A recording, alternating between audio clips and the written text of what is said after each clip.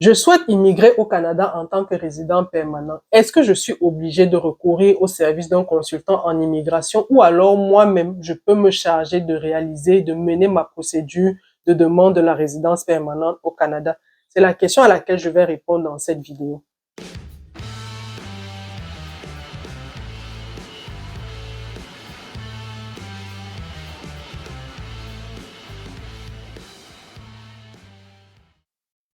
Salut, je suis Priscilla Tanganambida et bienvenue sur cette chaîne, bienvenue dans cette vidéo où j'inaugure la première vidéo de cette hors-série que je voudrais réaliser sur mon retour d'expérience au Canada. C'est vraiment une hors-série, un retour d'expérience que je m'étais promis de faire lorsque je préparais mon projet d'immigration au Canada, déjà parce que c'était de regarder les autres personnes, d'écouter leurs témoignages sur un ensemble de questions qui m'a permis de clarifier un ensemble de choses dans mon esprit. Je n'étais jamais venu au Canada, mais de voir, d'entendre ce que les autres disaient sur le Canada, leur expérience, leurs témoignages, ça m'a facilité la vie à énormément de niveaux. Et je m'étais dit, si j'ai été béni par le témoignage des autres, je devrais à mon tour aussi être une bénédiction pour les autres en partageant mon témoignage. Ça aide beaucoup. Parfois, on trouve la force dans le témoignage des autres. Parfois, on trouve des réponses dans le témoignage des autres.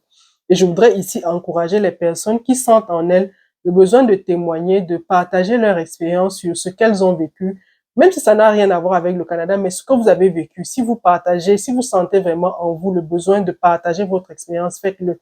Vous ne savez pas la personne que vous allez aider, la situation que vous allez débloquer dans l'esprit de beaucoup de personnes qui sont vraiment à un moment de leur vie où ils ont besoin d'entendre ce que vous avez à dire. Donc, votre histoire est puissante, votre témoignage est puissant. Facilitez la vie à ceux qui sont justement de l'autre côté de la barrière et qui voudraient parvenir à ce côté de la barrière où vous êtes. Donc, une fois que j'ai dit cela, je vais répondre à la question que nous nous posons tous. Pour réaliser ma procédure d'immigration au Canada en tant que résident permanent et même pour toutes les autres procédures, hein, que ce soit comme étudiant, que ce soit comme visiteur, est-ce que vous avez besoin de recourir au service d'un consultant en immigration ou alors vous pouvez vous-même réaliser votre procédure? Je vous avoue que je ne vais pas tourner autour du pot. Je vais vous dire, non, vous n'avez pas absolument besoin de recourir au service d'un consultant en immigration pour réaliser votre procédure. Non, vous n'avez pas besoin d'aller rencontrer un consultant en immigration pour faire votre procédure. Vous pouvez réaliser votre procédure vous-même, tout comme vous pouvez vous rapprocher d'un consultant, ça dépend de vous. Mais il faut savoir que toute l'information sur l'immigration au Canada est disponible sur le site du gouvernement du Canada. Je vais vous laisser le lien là et vous pouvez aller sur ce site-là et lire tout ce que le gouvernement du Canada a prévu dans la procédure d'immigration au Canada. Je dis bien, toute l'information est sur ce site-là. C'est même sur ce site-là que vous allez déposer votre dossier d'immigration. C'est sur ce site-là que vous aurez tous les éléments. Bref, ils ont tout mis sur Internet. Tout est disponible sur Internet. Et il faut aussi savoir une chose, c'est que quand vous décidez de mener vous-même votre procédure d'immigration au Canada, vous devez y consacrer du temps. Pas seulement de l'argent, mais vous devez y consacrer du temps. Quand je dis du temps, c'est-à-dire du temps de lecture. Vous devez lire pour comprendre exactement ce qu'on demande dans votre cas spécifique. Parce qu'il faut aussi savoir que les histoires en matière d'immigration ne se ressemblent pas. Votre situation n'est pas la situation de votre voisin. Même si vous sollicitez le même statut, vous avez, si à bien y regarder, on va se rendre compte qu'il y a une spécificité chez vous qui ne s'applique pas à votre voisin. C'est pour ça qu'il faut bien lire, il faut prendre le temps de bien lire, de rentrer sur le site et de bien comprendre ce qui s'applique dans votre cas. N'allez pas dire que mon voisin, lui, il avait fait telle chose, je vais refaire la même chose. Non. Assurez-vous que sur le plan, on dit même d'ailleurs que chaque dossier d'immigration a son ADN. Assurez-vous que quand vous dites que votre voisin, voilà ce qui a marché pour lui, que sur le plan procédural, vous avez c'est-à-dire que vous êtes identiques, vous êtes je n'ai pas envie de dire des jumeaux, mais vous avez c'est-à-dire la même description. Vous avez peut-être travaillé dans la même entreprise, vous avez le même nombre d'enfants, un ensemble de choses qui fait que vous êtes exactement la même personne, ce qui est vraiment difficile. Donc, prenez le temps de lecture qu'il faut pour comprendre ce qui s'applique dans votre cas. Et donc, comme il y a des subtilités en matière d'immigration, moi, je vous recommande, quand vous avez déjà fait votre lecture sur le site du gouvernement du Canada, allez sur les forums de discussion. Il y a des forums de discussion sur Facebook qui sont tellement intéressants. Je vois beaucoup de personnes là-bas et je vais peut-être mettre des captures d'écran, des questions que les personnes se posent et vous allez un peu voir comment les gens y répondent dans ces communautés-là, dans ces forums-là. Donc, je vous recommande d'aller dans ces communautés de discussion, dans ces groupes de discussion sur Facebook-là et de voir donc justement comment d'autres personnes, ceux qui ont mené la procédure, ceux qui ont réalisé leur procédure eux-mêmes, les questions qui se sont posées, comment la communauté y répond. Vous aussi, en y adhérant, vous aurez des réponses à vos questions. Ça veut dire que ce que vous n'aurez pas compris ou ce qui ne sera pas assez clair dans votre esprit après avoir regardé, après avoir lu l'information sur le site du gouvernement du Canada, vous pourrez aller dans un forum de discussion et poser la question qui s'applique à votre cas. Par exemple, en matière de travail, si vous vous demandez quel est le document que je dois produire pour attester que j'ai une expérience de travail, c'est un exemple que je prends. Si ce n'est pas clair pour vous quand vous regardez ce qui est écrit sur le site du gouvernement du Canada, allez dans un forum de discussion, dans un groupe de discussion Facebook et posez votre question si elle n'a pas été posée avant. Donc, je vous recommande aussi, allez généralement dans la barre de recherche du groupe de discussion Facebook, tapez déjà la question et regardez ce qu'on en a dit avant. La vérité se trouve dans les commentaires. Quand vous prenez le temps de lire les commentaires, à la fin, vous allez voir ce qui s'applique. Et il y a aussi beaucoup de personnes qui se proposent bénévolement d'aider les autres dans ces groupes-là. Donc, si on n'a pas encore répondu à votre question, vous posez la question. Vous pouvez aussi vous rapprocher des administrateurs, leur dire, voilà, je suis dans la démarche. Est-ce que pour mon cas, j'ai tel document que je dois produire, mais je ne sais pas exactement comment est-ce que je dois le présenter. Je ne sais pas exactement comment on l'appelle dans mon cas spécifique. Sur le site du gouvernement du Canada, il l'appelle comme ça, mais à quoi est-ce que ça correspond ici? Moi qui vis par exemple au Gabon, au Togo, au Bénin ou au Cameroun. Donc, c'est des forums qui vous aideront énormément. Et je vous recommande aussi d'aller sur des forums qui sont de votre pays. Les forums qui regroupent les personnes de votre pays. La raison est simple. La raison est simple parce que quand, par exemple, sur le site du gouvernement du Canada, on vous demande un document, ce document-là, il peut avoir un intitulé différent d'un pays à l'autre. Je vous prends un exemple. Le gouvernement du Canada vous demande le document qui atteste que vous avez une certaine expérience de travail. Au Gabon, par exemple, on va l'appeler attestation de travail. Je prends un exemple, ne focalisez pas sur le nom que je donne. Au Gabon, on va l'appeler attestation de travail. Et au Cameroun ou en Côte d'Ivoire, on va l'appeler attestation d'employabilité. Si vous êtes du Gabon et que vous allez dans le forum de la Côte d'Ivoire, on va vous dire là-bas que ça s'appelle attestation de travail. Et que vous allez maintenant, vous êtes dans votre pays, ça ne s'appelle pas attestation de travail. Vous allez vous demander, mais c'est quoi le document qu'on est en train de me demander? Vous serez toujours dans le flou parce que ça ne sera pas plus clair dans votre esprit. Vous serez toujours en train de vous demander, mais le document qu'on me demande, c'est lequel? Et pourtant, quand vous êtes dans le forum de votre pays, si le gouvernement canadien vous a dit, on veut avoir votre attestation de travail, et que dans votre pays, cette attestation de travail-là s'appelle attestation d'employabilité, quand vous êtes dans votre forum, les gens vont vous dire, c'est ça le document à produire. Vous voyez, vous n'aurez pas forcément à croiser dans votre esprit, mais c'est quoi exactement le document? Donc, allez dans le forum qui correspond à votre pays ou aux pays dans lesquels vous avez résidé. Si vous avez cette chance-là que les pays dans lesquels vous avez résidé ont des forums de discussion, allez-y. Parce que parfois, il y a ces documents qu'on appelle les certificats de police et c'est vraiment d'un pays à l'autre. On va vous dire qu'il y a des spécificités et tout. Je ne suis pas agent d'immigration, je préfère le dire là maintenant. Mais je vous dis ce que je vois les personnes qui ont mené elles-mêmes leur procédure d'immigration faire et qui a marché. Donc, j'espère que ce que je dis va vous être utile. Donc, quand vous êtes dans ces forums-là, faites-en bon usage. C'est des personnes qui se dédient bénévolement à aider les autres, à leur faciliter la procédure. Donc, faites-en vraiment bon usage. Posez les questions. Quand vous aurez la possibilité de faire des feedbacks, faites votre feedback. Par exemple, si vous avez soumis un document et qui a marché et que vous posez la question, venez faire le retour d'expérience aux gens. Dites-leur, bon, voilà, sur la question que j'avais posée ici, voilà comment j'ai fait. Le document est passé ou alors on m'a plutôt demandé d'apporter telle autre précision. Soyez vraiment actifs dans ces forums-là. C'est vraiment les retours d'expérience des membres qui rendent ces forums-là attractifs et qui rendent ces forums-là intéressants. Parce que si chacun venait juste prendre l'information et s'en allait, à la fin, ça ne serait intéressant pour personne parce que personne n'aiderait. C'est vraiment la chaîne d'entraide qui se crée qui est intéressante à voir. Donc, quand vous avez décidé de mener votre procédure vous-même, voilà les deux principales ressources qui s'offrent à vous. Le site du gouvernement du Canada, les personnes qui ont déjà réalisé cette procédure-là. Et si vous-même, dans votre entourage, il y a des personnes qui sont déjà au Canada, n'hésitez pas à aller vers ces personnes-là, à leur poser la question, comment ça se passe, je suis à telle étape du processus, posez vraiment les questions qui vous viennent à l'esprit, les questions face auxquelles vous éprouvez d'éventuelles difficultés.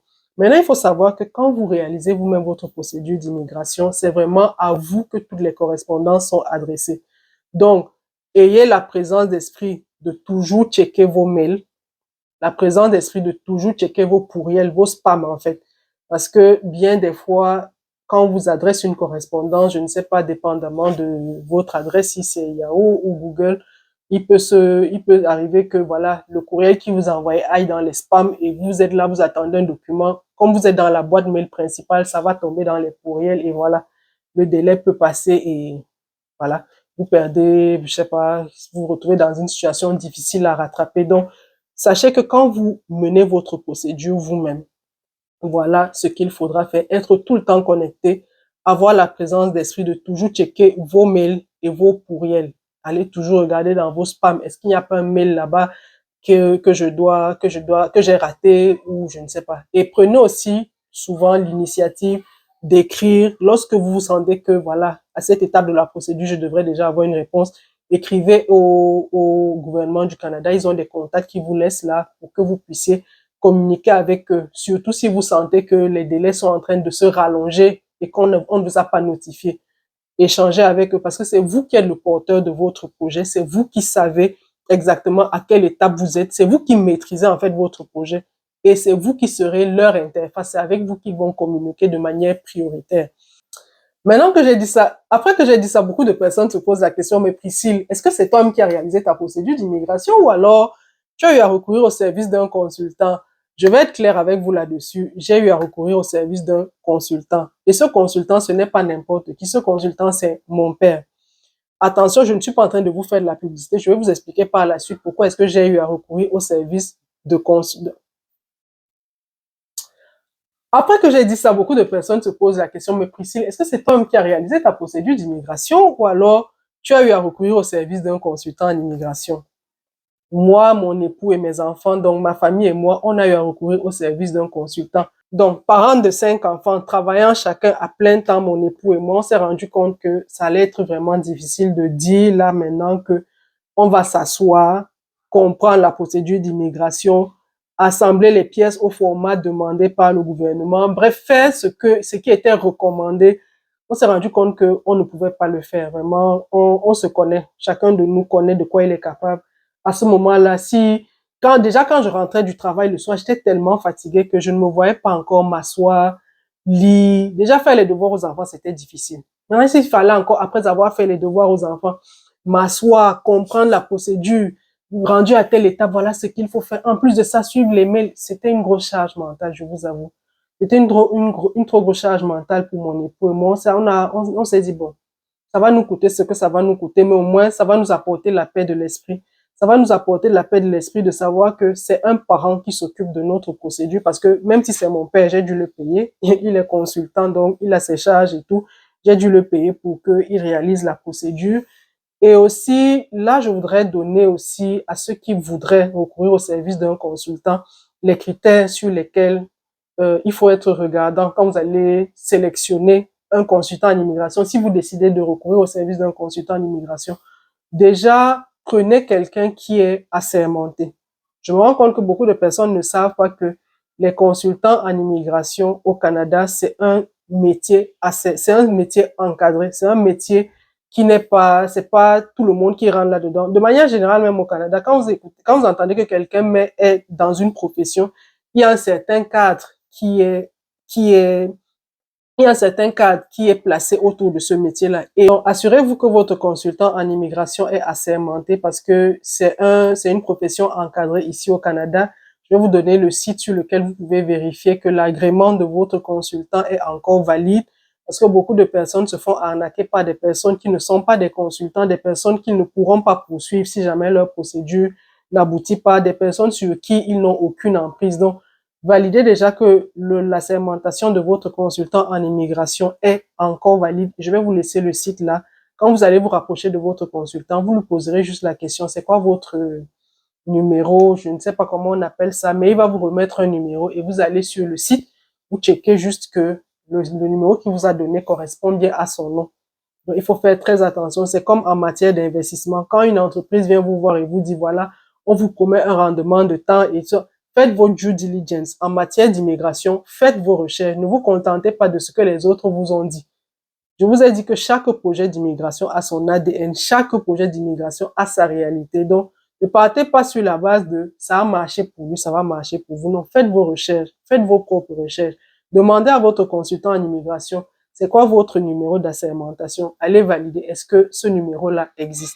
Maintenant, posez-lui toutes les questions qui vous viennent à l'esprit. Vous allez remarquer qu'en matière d'arnaque, c'est la question que vous n'osez pas poser qui va vous bloquer devant. C'est elle qui va être, quand vous allez vous rendre compte qu'on vous a arnaqué, c'est elle qui vous allez dire, mais attends, j'avais envie de lui poser cette question-là, j'ai ma bouche apaisée. Non, que votre bouche ne pèse pas quand vous êtes devant le consultant.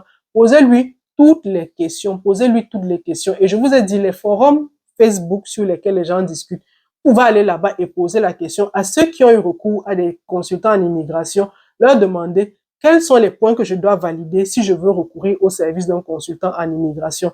Ne prenez pas les réponses des gens qui vont venir vous dire non, je te recommande tel consultant, il a fait ma procédure. Non, allez sur les réponses des personnes qui, en toute objectivité, vont vous dire, voilà, va voir un consultant parce qu'il a fait telle chose et telle chose. Moi, c'était mon papa. Donc, vraiment, s'il ratait ma procédure là, ça allait être son pied, mon pied. Vous voyez que pour moi, c'est facile.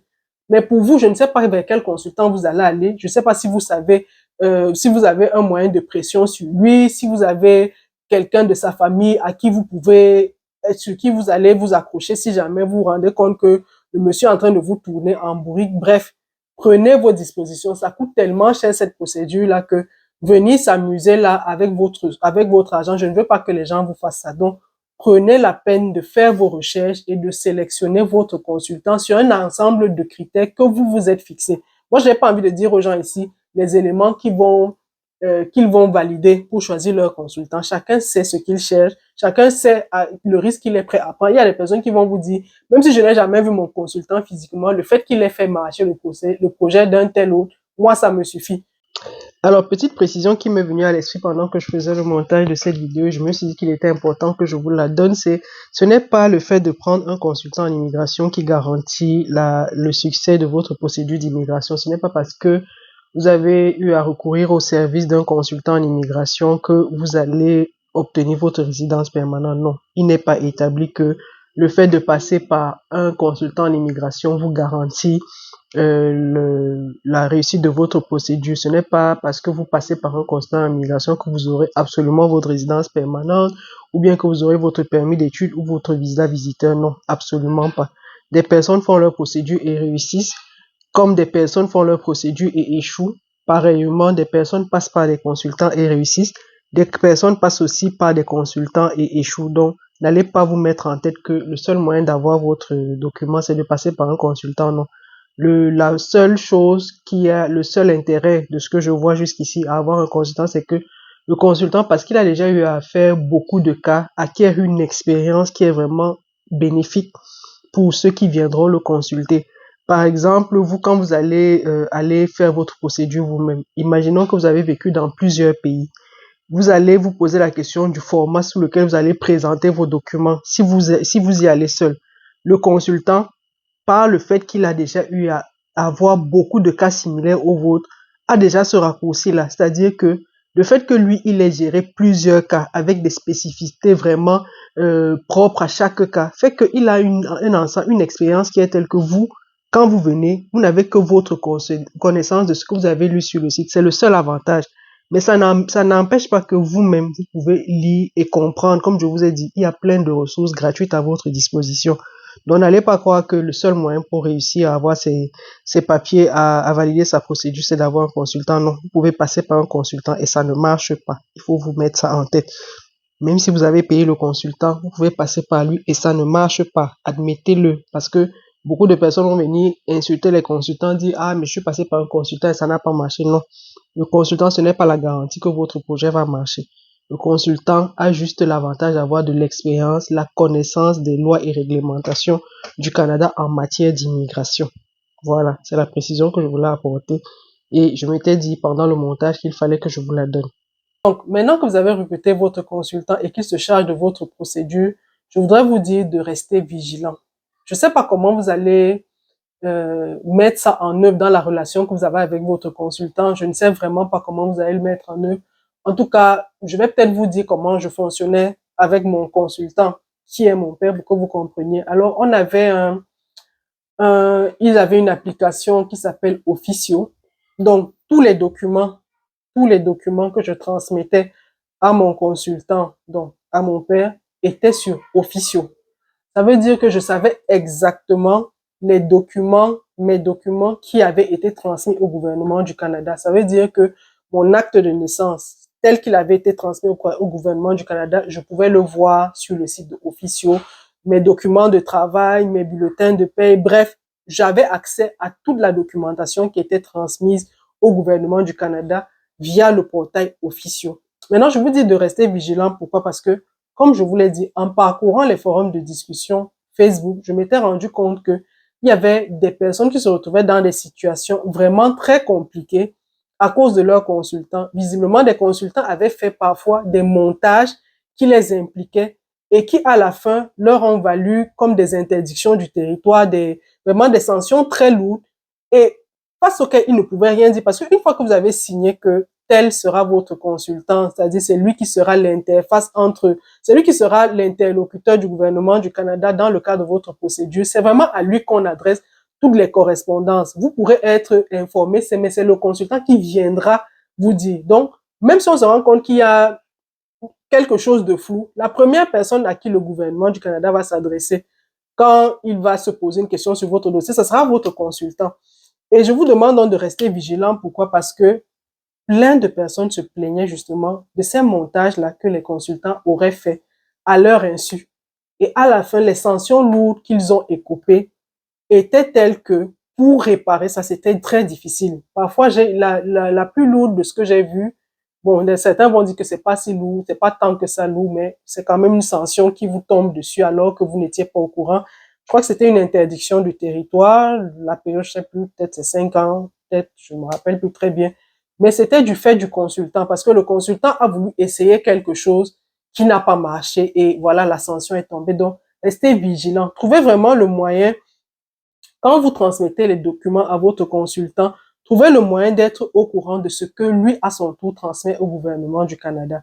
Le consultant est en train de travailler, vous le payez pour ça, mais il ne faut pas vous dire qu'il est tout puissant, vous ne pouvez rien lui demander, non. Vous pouvez lui poser des questions parce que s'il n'a pas ce client que vous êtes, il ne va pas manger. Donc, n'ayez pas peur de demander à votre consultant, est-ce que je peux voir les documents que vous transmettez? Ce sera quoi la plateforme sur laquelle mes éléments que vous allez transmettre, auxquels j'aurai accès?